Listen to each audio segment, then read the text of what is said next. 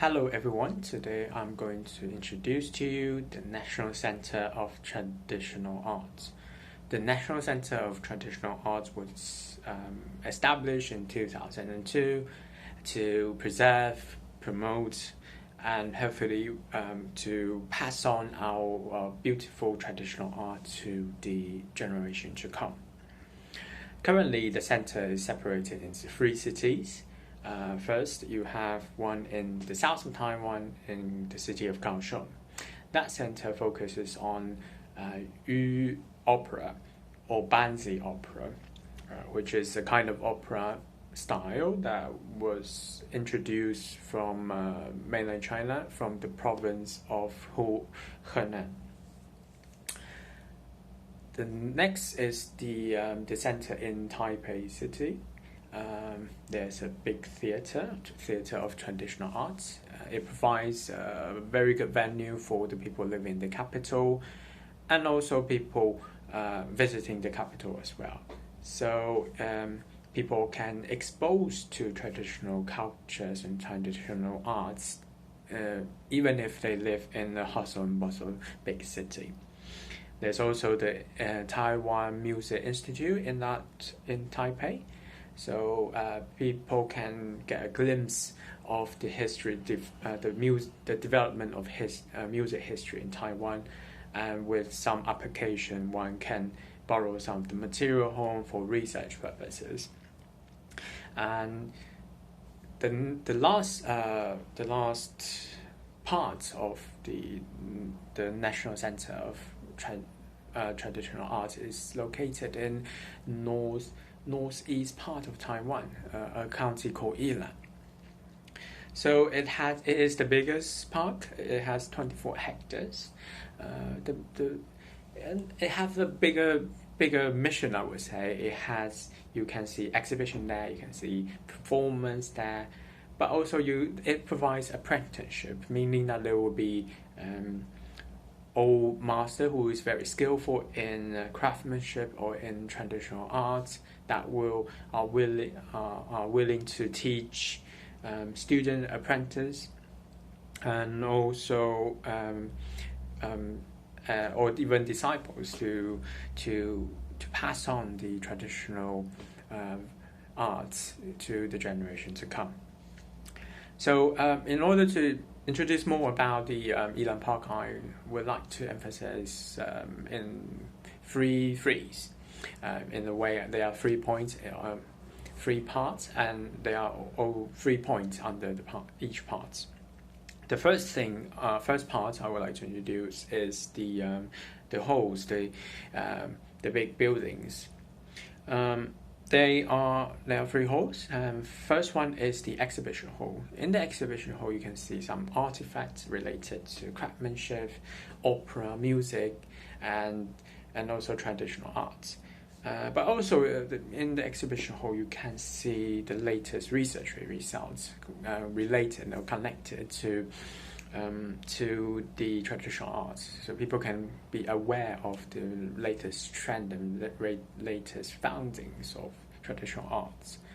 The second hall I would like to introduce is the Zhang Wei Shui Theatre Hall.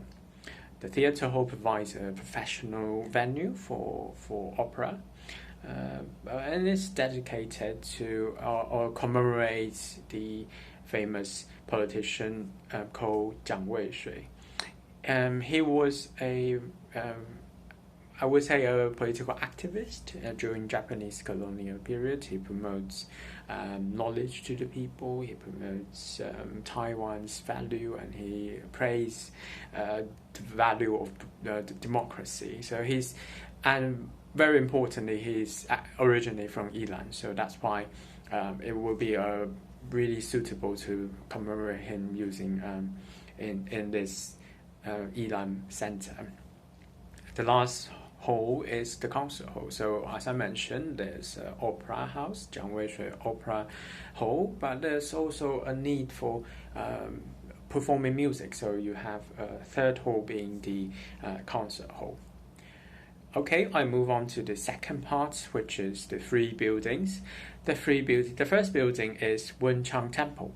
Wenchang Temple is dedicated to Wenchang, the god of study, god of literature, and well known as god of exam. So students who had important exam would usually come to Wenchang Temple and pray to Wenchang for their best of luck in their exams. But what makes this temple special is Wenchang is not the only god that was worshipped and praised. If you look closely, there are other gods around him. They are gods related to music, theatre, and craftsmanship. For example, Tiandan General Tiandan was one of the gods inside. He is a patron god of theatre industry. So overall, I would say Wenchang Temple here will be a symbol of wishing the traditional arts culture can be carried on to the generations to come with the blessing of the gods. The second building I would like to introduce is the Scholar Huang's residence. Scholar Huang's residence was originally in downtown Yilan County, not the same place as the National Center of Traditional Arts. He was awarded first-class scholar in 1840, and the residence was completed in 1877. However, there's urban planning issue with the local government, so the residence was torn down, brick by brick, wood by wood, and moved to the center and rebuilt it again. So it shows that we still care about our heritage, despite the fact that the cities are growing, and also we have the skill to rebuild actual artifact, actual heritage in the city. So when you walk into the residence, you might realize there's a big plaque that was awarded by the government at that time to Scholar Huang when he was awarded first-class scholar. When you walk into walk further into the rooms, you will realize the house is not really lavishly decorated. That means I would say that shows you, despite the fame and also the achievement Scholar Huang has, he still lives a pretty humble life. So I would say Scholar Huang's residence is a good example of the how civilian in the past lived, how their lives looked like. The third building is Guangshao Shrine. Originally, of course, it was built in downtown Yilan. It belonged to a Zhao family. It was moved to the center as well, just like Scholar Huang's residence. So inside this shrine, you can discover the kind of settings for ancestral shrine, how it looked like, and also you may find some instructions that tell you if there were celebrations and ceremonies, how it will look like. The third part, let me move to the third part, which is Three Street. The first street being the Wenchang Street. The building on the Wenchang Street is built in a red brick, modern Baroque style, which is mostly introduced during the Japanese period, especially in cities that are more commercial and more business going on, like Dadaocheng or Lugang.